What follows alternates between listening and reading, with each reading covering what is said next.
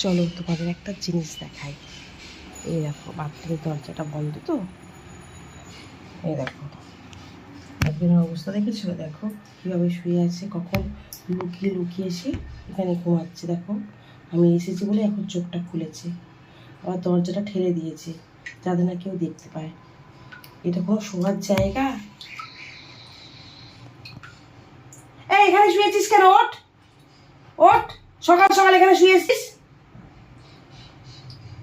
ওটো ওটো ওটো। সীমা উঠতে বলেছে, আমি এখানে শোবে না, তুমি তো জায়গা নেই, ঘরে চল আগে। কিরকম আরামে শুয়ে আছে দেখো, ওঠার কোনো ইচ্ছেই নেই তোমার। উঠলি?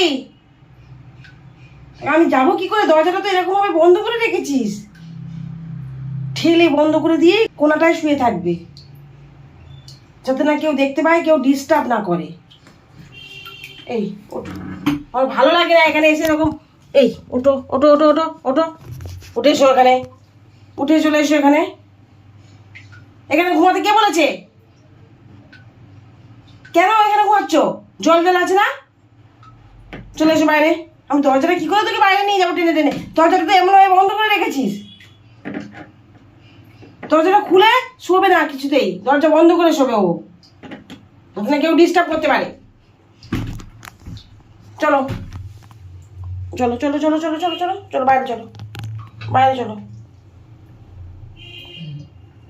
বাইরে চলো বলে দিচ্ছি আমি।